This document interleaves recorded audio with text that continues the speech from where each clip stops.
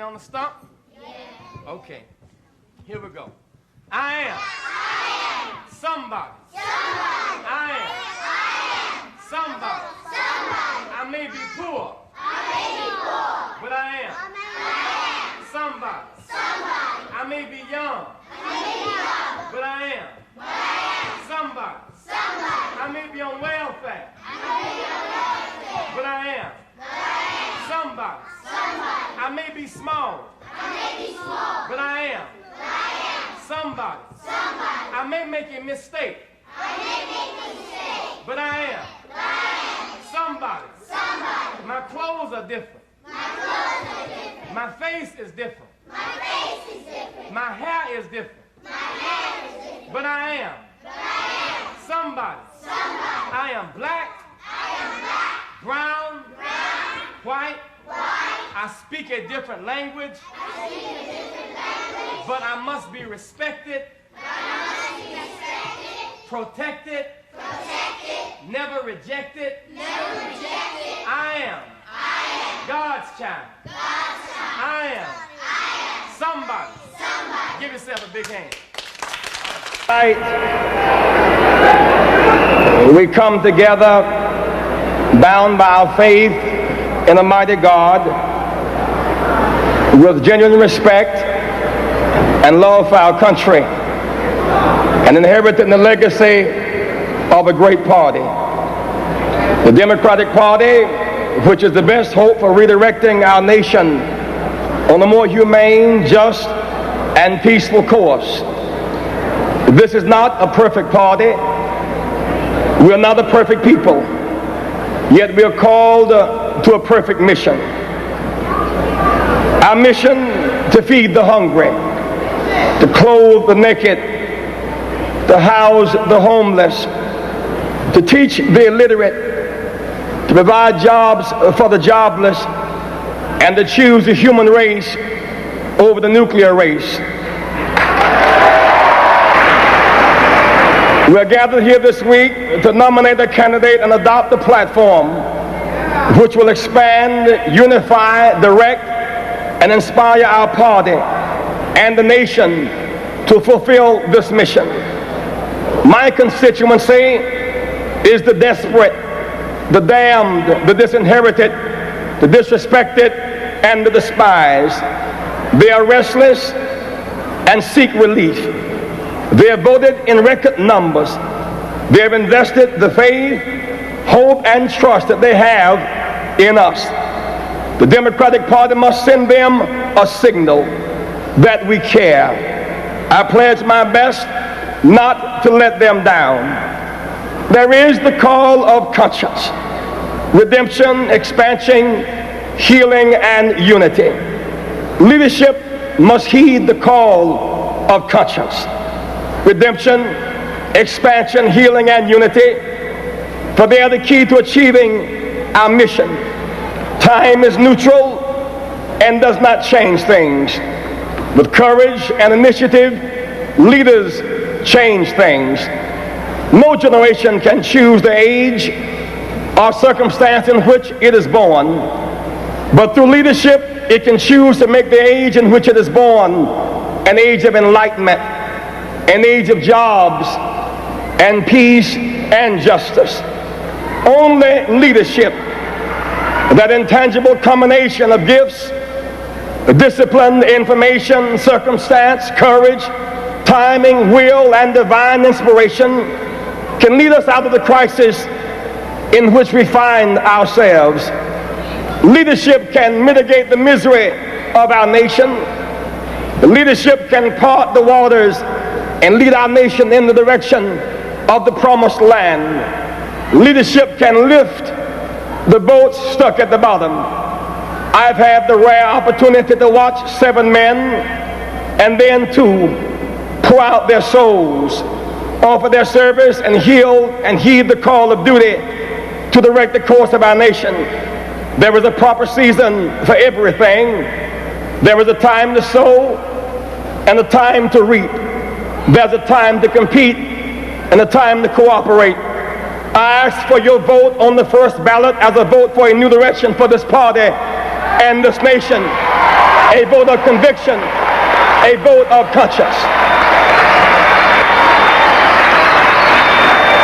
But I will be proud to support the nominee of this convention for the presidency of the United States of America.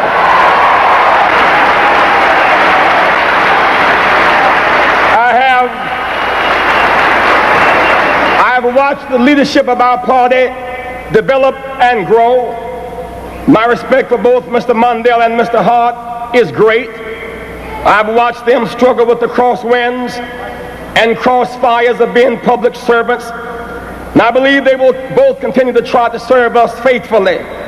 I'm elated by the knowledge that for the first time in our history, a woman, Geraldine Ferraro, will be recommended to share our ticket.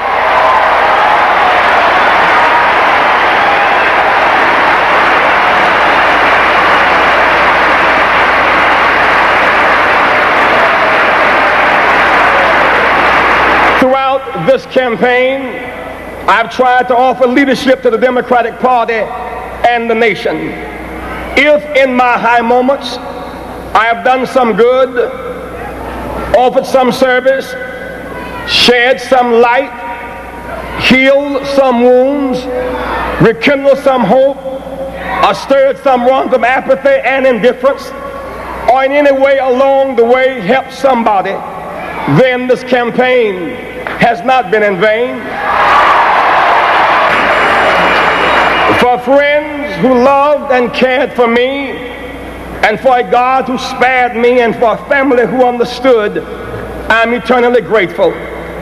If in my low moments, in word, deed, or attitude, through some error of temper, taste, or tone, I've caused anyone discomfort, created pain, or revived someone's fears, that was not my truest self.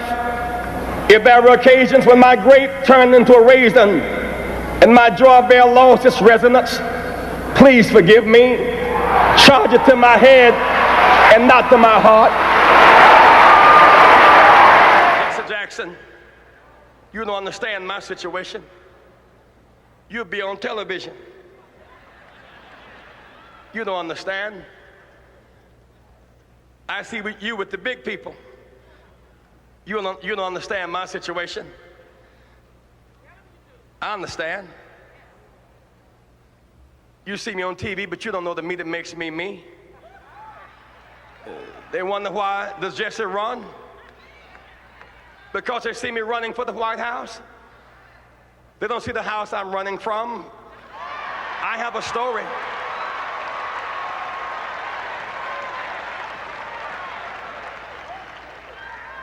I wasn't always on television. Writers were not always outside my door. When I was born late one afternoon, October 8th, in Greenville, South Carolina, no writers asked my mother her name. Nobody chose to write down our address. A mama was not supposed to make it, and I was not supposed to make it. You see, I was born a teenage mother who was born a teenage mother. I understand. I know abandonment and people being mean to you and saying you're nothing and nobody and can never be anything. I understand. Jesse Jackson is my third name. I'm adopted. When I had no name, my grandmother gave me her name. My name was Jesse Burns till I was 12. So I wouldn't have a blank space. She gave me a name to hold me over. I understand when nobody knows your name. I understand when you have no name. I understand. I wasn't born in the hospital. Mama didn't have insurance. I was born in the bed at house. I really do understand. Born in a 3-room house, bathroom in the backyard, slop job by the bed, no hot and cold running water. I understand. Wallpaper used for decoration? No, for a windbreaker. I understand. I'm a working person's person. That's why I understand you, whether you're black or white. I understand work. I was not born with a silver spoon in my mouth. I had a shovel programmed for my hand. My mother, a working woman. Some of the days she went to work early, with runs in her stockings. She knew better, but she rolled runs in her stockings so that my brother and I could have matching socks and not be laughed at school. I understand. At 3 o'clock on Thanksgiving Day, we couldn't eat turkey because Mama was preparing somebody else's turkey at 3 o'clock. We had to play football to entertain ourselves. And then around 6 o'clock, she would get off the Alta Vista bus, and we would bring up the leftovers and eat our turkey, leftovers, the caucus, the cranberries, around 8 o'clock at night. I really do understand. Every one of these funny labels they put on you, those of you who are watching this broadcast tonight in the projects, on the corners, I understand.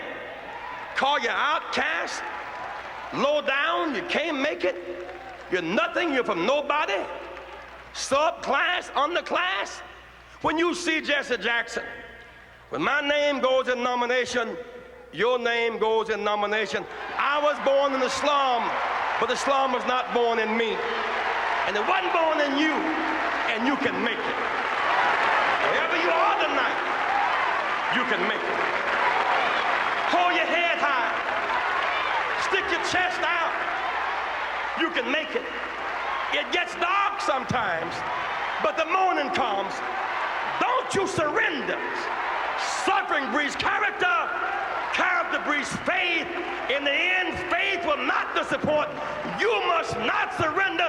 You may or may not get there, but just know that you are qualified, and you hold on and hold out. We must never surrender. America will get better and better. Keep hope alive. Keep hope alive. Keep hope alive. On tomorrow night and beyond. Keep hope alive. I love you very much.